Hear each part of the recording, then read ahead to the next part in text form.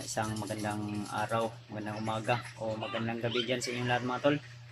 Welcome back ulit sa ating YouTube channel mga tol, no? So yeah, dito tayo ngayon sa bahay at kasama natin ngayon si Juno, si Janre nandun sa, sa sala. Ano yan? Ha?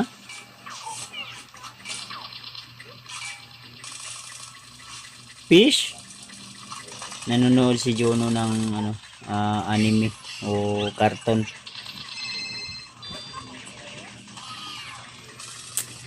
So, siya nga pala mga tol, no? Nakarating tayo dito na basang-basa sa ulan.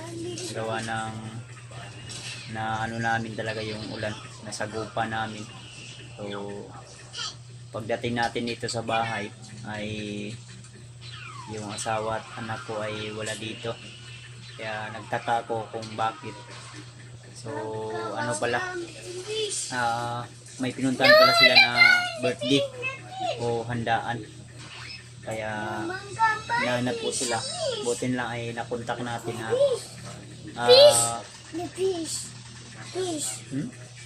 fish? Ano man? Fish? Sobrang kulit ni Juno. Fish? So may magitan na dong. Fish? Fish. Fish. Lo. Manga fish. Nabangga? No, kay. Lo. Say hi, be. Say hi. Fish. Fish. Ayun, sobrang kulit talaga to ni Juno mga tol. Gusto ka fish? Yan. Sobrang saya niya kanina umaga nung pagising niya ay Fish. na ano. Fish. Fish lagi. Fish. Fish. Fish. Fish. Fish. Fish lagi na. Yan na. Kaya mo agawas ko ha. Diyan lang ka ha. Fish. Fish. Diyan lang ka ha. Yeah. So dito si Janre mo tol. Tulungan namin siya sa mga gusto niya mga tol. Saka oras na katulog gabi, bro. Alas 3 na lang. Hanggang tayo. 3 PM na yata rin. Maraming 3 AM? 3 AM. Kaya kung kaaligid ba, pero hindi sila masyadong lumalaki. Nagmasid na no? Nakabantay mo ko kay pagkatulog mo ganiha mga kuan.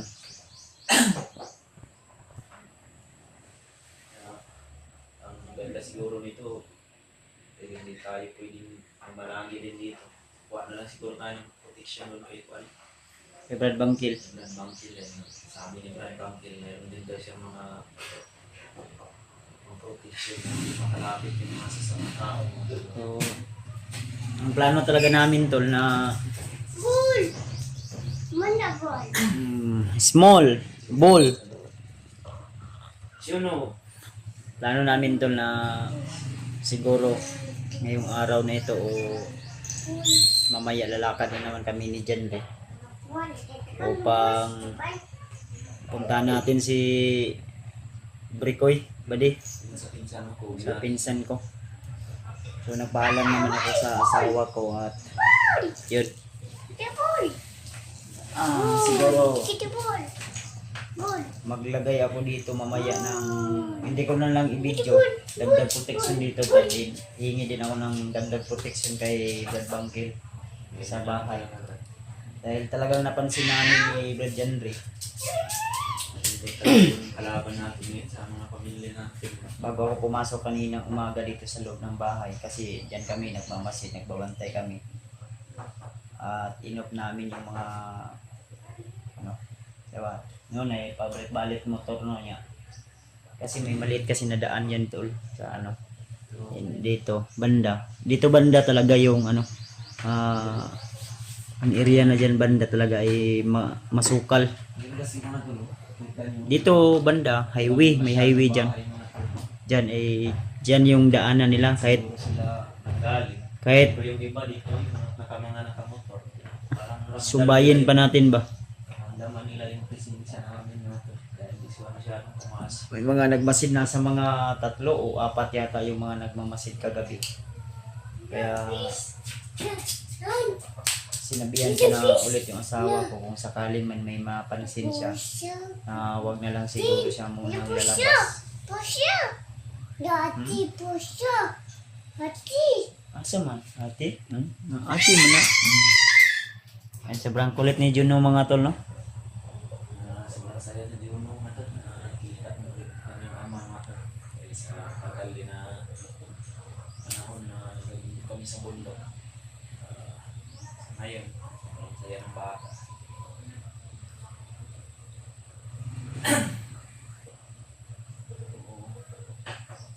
Kaya lang natin yung kukunin yung pandal. Kasi siguro na yung is ini body ba. I-process ng dogma. Inis uli niya. Pumunta kami hapon sa paaralan mga tol. Hindi ma-enroll pala mga tol pag walang birth. Kaya nagtanong kami tol. Kaya kailangan namin i-process dahil malapit na rin yung pasukan. So, nag-ano kami, brigada. Ang sabi sa amin nung nag-ano doon na natanong namin, pwede ta maghinlo daan, din na ipapilagyatag sa mua na katibayan ba para nakaano na kami, nakapaglinis na kami. Siguro sa pila Nanay. daw na maabot ng buwan, no? Nanay. Buwan, basta sa PSC daw. Nanay. Diretso daw, makuha daw. Nanay. Magpila lang daw, magpila. Pero Nanay. sa munisipyo ka lang dadaan. Habang pa daw ng 2,000 bago darating. Nanay. Nanay. Kailangan Nanay. pira pang liit. Ito ate Sa po Dahil malayo kasi dito sa ating mga tiyan. Kailangan pa namin bili ng mga gamit ni ano tol ni Buddy. So may mga nagsabi sa akin na dito lang daw muna sa bahay si Buddy, pero pag-isipan ko pang mabuti dahil ang plano ko kung saan siya mag-eskwela, mag-aral, hanap na lang ako ng pwede niyang tirhan, boarding housean ba, Yung sa malapit. sa malapit lang. And total pwede din naman naming bisitahin kung sakaling wala kaming explore, pwede namin bisitahin si Buddy o di kaya si Bangkil at si Buddy iisahin namin para dalawa sila, di ba? Magandang idea yun, pero ipagpaalam pa namin yan kay si Juno mga tol dahil nabangka siya dito sa lagi niyang pagtakbo. Super super hyper to kasi. Sa may gi-message brad. Ay mo ha. Maugay na problema pag yan na kuno niya. Ang mga viewers niingon nga pasakaon daw ko dayon patabangon ko sa ilaha. Ang problema ani kay napamantay kinahanglan nga humanon ani. Pero sa lahat ng mga nag-request tol about sa pagtulong natin kila Rimar, Julius at Julio, huwag po kayo mag-alala mga tol. Gaya ng sinabi namin na sino naman po kami para hindi tumulong. So syempre tutulungan din namin sila na mailigtas si Julio sa kamay ng mga bandidong grupo. O sa kitsa to ilang commander nga nasa Gupa, si Commander Amaw, si Lapad. Unang kinahanglan po tol na i-process na mo ang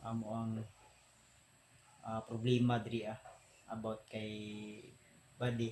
Gawa ng malaga kasi tol yung pag-aaral ni Buddy dahil nangako din tayo na tutulungan natin siya at malaki din yung ambag niya sa mission natin, Brad. Gaya nung nangyari kay Brad Janre na bihag siya ng mga bandido. At siyempre siya din yung dahilan kung bakit na ano tayo ng mga kasamahan natin. Siya yung nagiging susi sa lahat, o siya yung naging daan upang kami po ay makababa ulit At maligtas natin si Brad Jan Ray. Naging sakripisyo mga to. Si Kuya Buds, sakripisyo niya yung sarili niya. Hindi lang mapahamak din si Buddy mga tol.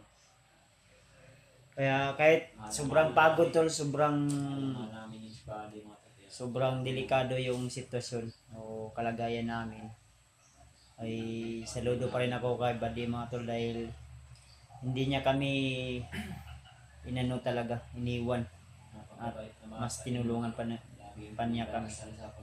Kaya yun, gaya ng pagtulong niya sa amin ay siyempre susuportahan namin yung kanyang pangarap dahil may pangarap din sa buhay siya at medyo bata pa, naligaw lang ng maling landas, kaya kailangan nating ituwid. Wala man kaming sapat na pera upang matustusan namin yung mga pangangailangan niya, pero hanap kami ng paraan o di kaya anuhin namin dahil naman katoy nag-promise Brad, may nangako naman na magbibigay, pero taga-suporta natin mga tol na minsan kasi mga tol, yung iba na nangangako na tutulungan si Buddy, din naman nakatupad, kaya walang problema. Ang malaga mga tol ay meron po tayong isang supporter na tol na nangako siya. Si Buddy pa lamang ilan nasa mundo. Pinangakuan niya na si Buddy mga tol. Yun po yung hinintay natin ba, no? hinintay din namin mga tol para maibigay din Hinintay kay namin na Buddy. kasi malapit na din yung sa nakarapit sa uno, Sa dos na. ados. Ang birthday ni Buddy. Ang birthday ni Buddy bukas mga tol. Birthday na bukas ni Buddy at yun nga, ang plano namin ni Jan rin na ilabas namin sa Jollibee na lang namin o di kaya magbibili kami ng Mangarap niya makapunta ng manok. Gusto niya daw makagala, yung tumatakbo na tabagdanan. mm, Ganun daw yung gusto niya. Kahit sa panaginip na lang daw. Masaya na siya na. kuan. Gusto niyang makagala, makabili ng di pa daw niya naranasan kuan. Kaya sabi ko sa kanya, basta magpakabait ka lang. Marami kaming natulungan na kagaya mo na nagsimula pa lang hanggang sa natulungan namin, pinauwi namin kung saan man sila galing. Si Juan Brad ba? Si Patrick ba? Hindi ko nakita. Ay, nagkuhan si Patrick, nagtrabaho. Kasi nag-boarding house siguro. Ako na ng asawa ko kay asam Ito to. yung inaanak ko rin. Kaibigan ko rin si Patrick. Hindi na ba? Nagwala dire. Kasi nagtrabaho to kay pag-abot na ako gahapon wala man. Yung sinabi niya nung nakaraan kagwala ako dito na gusto niya na sarili rin daw dahil nahiya na daw siya dito. Mawi ako na po wala man siya nag-istorya sa kawad. Wala man siya ng prank kaso ko dapat ng prank count si Patrick sa Hiyain kawad. din kasi ni Patrick. Mas mabuti mo prank count nga mukuan ba para di ta kuan ba. Malalaman. Kasi maalaan na to siya nga. Baka malaman Kuwan. natin. Bumalik na rin pala sa bundok na delikado. Dahil sinusundan din yung si Patrick kasi mga tol. Baka mahuli ba babalik ng bundok. Tapos, delikado. At alam naman ng mga bandido na kung sino pa yung mga malapit sa hunter, yun pa yung ginagawa ng commander. Nag-aalala din talaga tayo kay Patrick na rin sana wala yung nangyari sa mga kanya. Wala diri si Burnok gani, diri ang to wala man. Siguro wala din. Nag boarding house mo pud ko to si Burnok, mo to ingon niya gud sa kuha. Boarding house pud siya. Eskwela. Na may naghatag sa iya daw sa boarding house. Wala ko kabalo kinsa pero naa daw may nakasuporta sa kanya sa kasi may Facebook yun si Burnok eh. Kaya sa mga nagtanong, syempre yun yung sinabi ko na kung sino yung manatili hanggang sa huli ay yun lang yung ano natin. So dapat naman sana magpaalam ng maayos, Brad, di ba? Yung ano, harapan na magsasabi kung ano yung mga problema nila, kung ano yung gusto nilang nangyari sa buhay nila. Kagaya ni Burnok, hindi ko alam na nag-boarding house na pala siya. Siyempre, busy ako, wala akong ano. Kung tanong mo na saan siya nanggaling ng pambayan, sabi niya na may sponsor din daw siya. Pero ayos lang, walang problema. Kung babalik sila ng pagkabandido, wala pa rin problema. Kung papasok sila dito sa bahay ko na may balak sila, puputok yung itlog nila. Lalagyan ko yan yung ano dyan. Itataniman ko yan na puputok yung itlog, Juno. Skip. Si Juno, sumukan kasi Juno, si sunod rin sa kuha.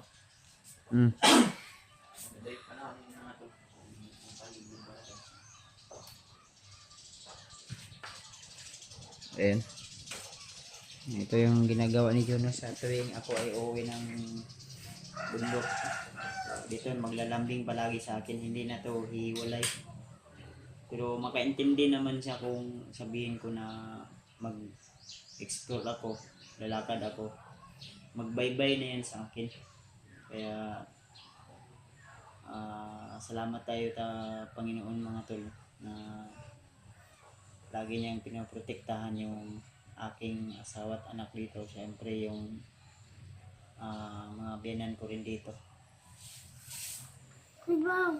Wow. Tuyok, tuyok.